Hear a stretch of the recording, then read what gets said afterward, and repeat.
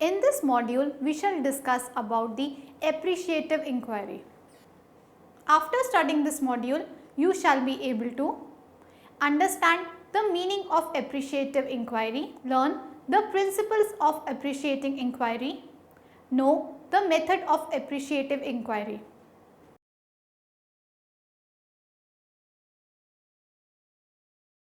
According to Gervase R. Bush 2013, appreciative inquiry AI is a method for studying and changing social systems, groups, organizations, communities that advocates collective inquiry into the best of what is in order to imagine what could be, followed by collective design of a desired future state that is compelling and thus does not require the use of incentives, coercion or persuasion for planned change to occur.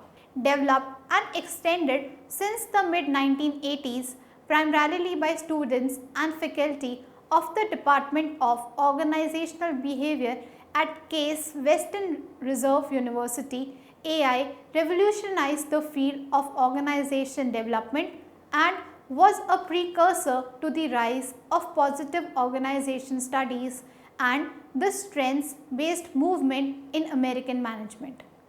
The original 1987 article by David Copperrider and Suresh Srivastava argued that the overuse of problem solving reduced the ability of managers and researchers to come up with new theories and models of organizing.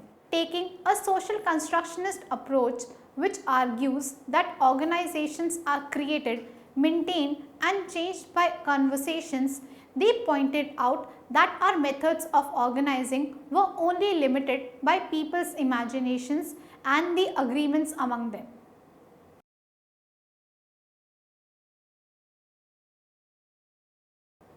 Now, we will discuss about the fundamentals of appreciative inquiry. The appreciative inquiry model assumes that human mind is creative and can work out imaginative solutions for any given problem. In order to resolve a problem, it is not right to just use force and coercion to bring about a change. Rather, it is better to promote innovation and creation by appreciating what is right and good and investigating better options. Thus, it is important to engage employees in an organization rather than pursue them.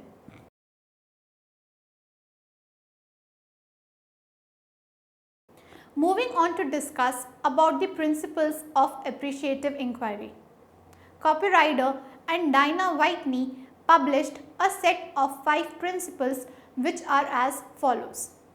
First, constructionist principle proposes that what we ought to believe to be true determines what we do, and thought and action emerge from relationships. Through the language and discourse of day-to-day interactions, people co-construct the organizations they inhabit. The purpose of inquiry is to stimulate new ideas, stories and images that generate new possibilities for action.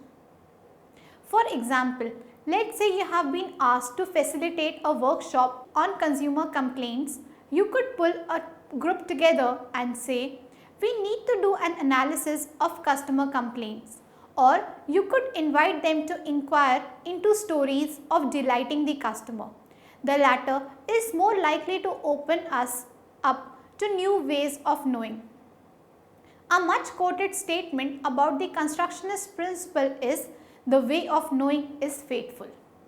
As we become more conscious of the language we use, the conversation we take part in, and the stories we tell ourselves, we notice how they impact and shape us.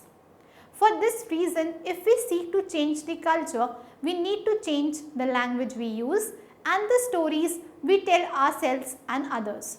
Second is simultaneity principle. Proposes that as we inquire into human systems, we change them and the seeds of change. The things people think and talk about, what they discover and learn, are implicit in the very first questions asked. Questions are never neutral. They are fateful, and social systems move in the direction of the questions they most persistently and passionately discuss. For example, we are likely to receive different responses from the following two questions. First, how was work today? And second, what's the best thing that happened at work today? The first question usually elicits a response such as okay, not bad, fine. The second question focuses the attention on the best thing that happened, and the conversation opens up and will head in a totally different direction. There is also a different energy experienced in the two different responses. The first one is likely to be neutral and the second one is likely to be more energized. Third is poetic principle. Proposes that organizational life is expressed in the stories people tell each other every day, and the story of the organization is constantly being co-authored. The words and topics chosen for inquiry have an impact far beyond just the words themselves.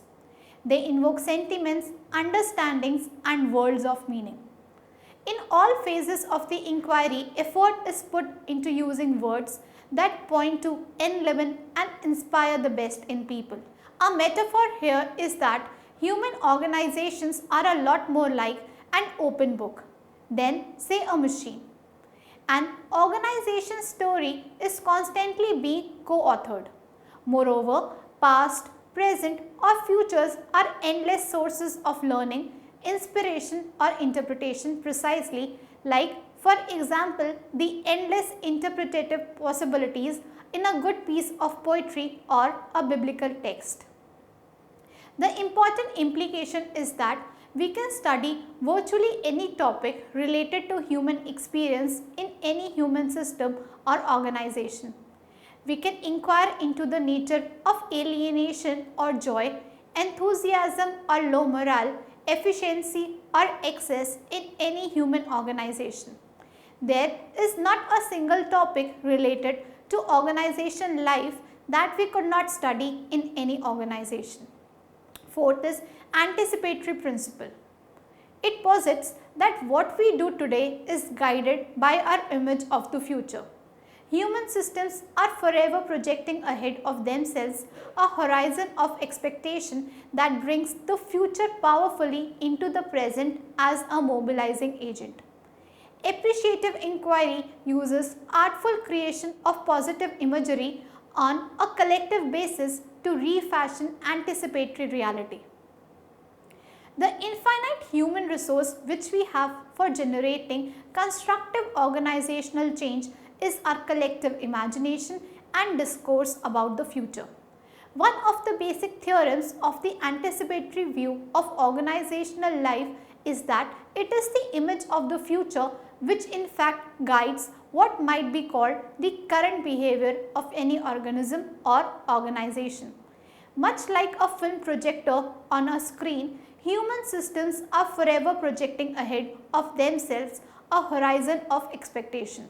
In their talk, in the metaphors and language they use, this brings the future powerfully into the present as a mobilizing agent. Fifth is positive principle. This last principle is not so abstract. It grows out of years of experience with appreciative inquiry. Most simply, it is our experience that for building and for sustaining change momentum, large amounts of positive effect and social bonding are necessary.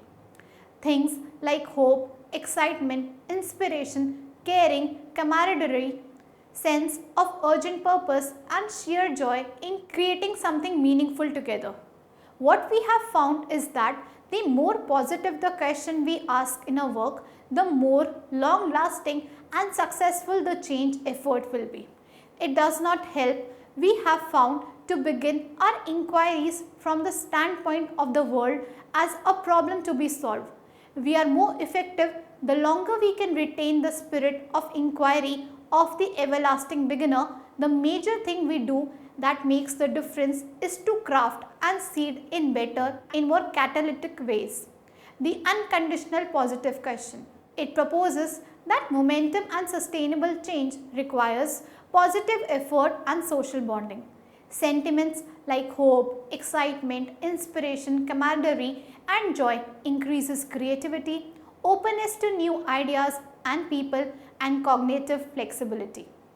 They also promote the strong connections and relationships between people, particularly between groups in conflict required for collective inquiry and change.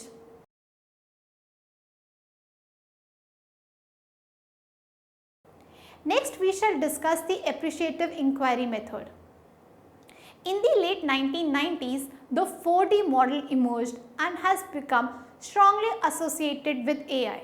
This model identifies 4 phases in AI that occur after the affirmative topic is chosen. These stages are as follows. First, discovery. In this phase, we try to discover what is best in the affirmative topic.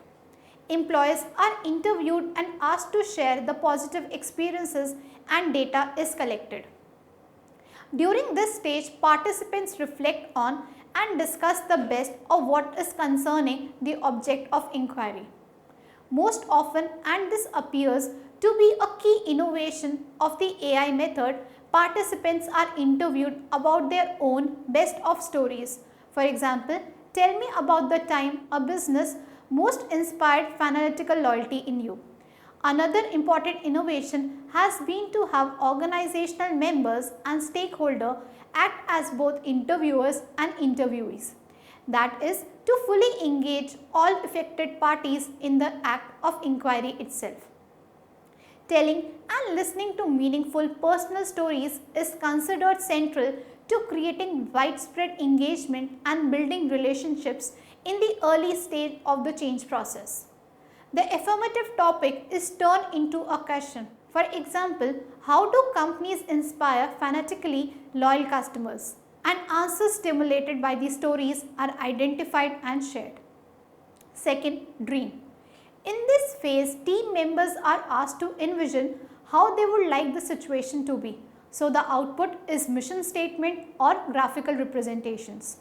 During this stage, participants are asked to imagine their group, organization or community at its best in relation to the affirmative topic. An attempt is made to identify the common aspirations of system members and to symbolize this in some way. The dream phase often results in something more symbolic, like a graphical representation than a mission statement.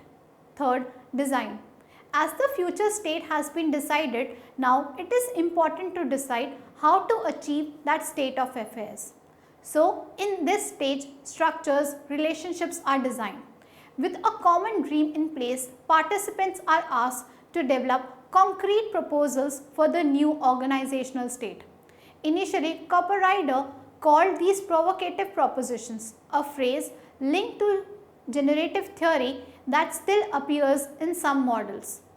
More commonly, social architecture processes are employed where a model of design elements is used to identify categories for participants to organize around and create change proposals, often called possibility statements or design statement. Fourth, delivery destiny. In this stage, the implementation of design helps in achievement of dream and sustaining it, although it is a possibility that all that is expected might not happen. In the initial 4D model, the fourth stage was called delivery, but this was subsequently changed by Copperrider to destiny as he found that delivery evoked images of traditional change management implementation.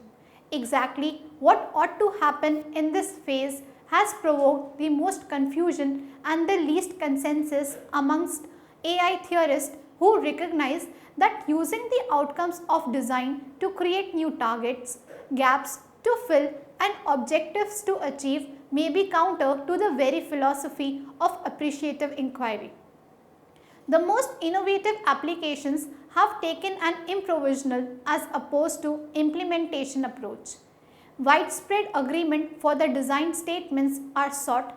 An event is orchestrated where participants make self-chosen commitments to take action consistent with any design element, and leadership makes clear that there will be no action plans or committees Instead, everyone is authorized to take those actions they believe will help bring the design to fruition.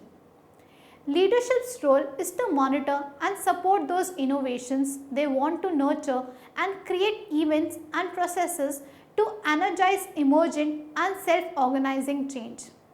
Many different approaches to AI have been identified, ranging from interventions where a sole consultant or a small representative group of people do the AI on behalf of a larger group of people, to those where most or all of the whole system is engaged in the 4D process in a compressed time span.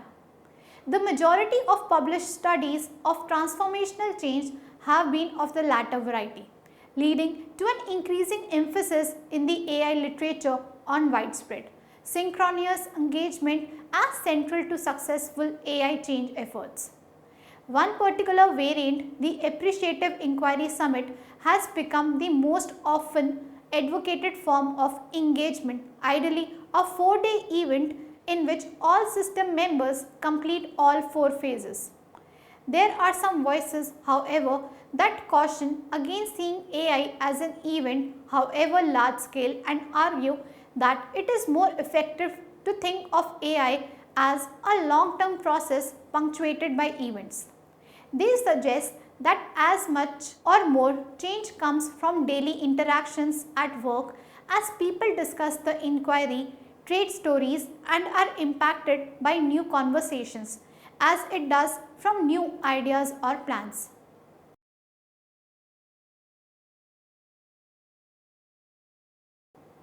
Now, let us move on to the importance of appreciative inquiry. AI has had a profound impact on organization development practice around the world in business, non-profit and governmental organizations as well as communities. AI produces transformational change without crisis or burning platforms. Hundreds of significant appreciative inquiries have been documented and described at conferences, in journals and books, in the AI Practitioner, a quarterly magazine, and through the Appreciative Inquiry Commons, a website. Some outstanding examples include the use of AI to create the United Nations Global Compact, Imagine Chicago, an AI-inspired community development process copied around the world, Walmart's use of AI for its global sustainability initiatives, and the US Navy, which created a center for positive change and has run a dozen or so large-scale appreciative inquiries. Empirical assessments of AI are limited, but are more plentiful than for most organizational change strategies. There is a growing body of longitudinal and critical research that is identifying, moderating, and mediating conditions that affect how AI is best done and under what conditions, opportunities, and limitations. AI does not magically overcome any of the requirements for effective leadership, resourcing, and skill facilitation of any other organization development or large group intervention. Its unique significance has been in bringing social constructionist theory into widespread consideration in managerial practice, identifying the power of possibility-centric versus problem-centric change strategies, forcing an examination of the impact of positive emotions on change processes, and offering generatively instead of problem solving as a way to address social and organizational issues. It is a positive way of bringing what organization change.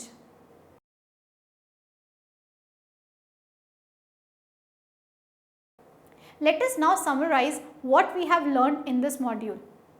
AI is a positive model for organization change. There are 5 basic principles of AI: constructionist, simultaneity, poetic, anticipatory, and positive. 4D model of AI has 4 phases: discover, dream, design, and deliver. AI is important as it recognizes the positives and delve on them to achieve better results. Thank you.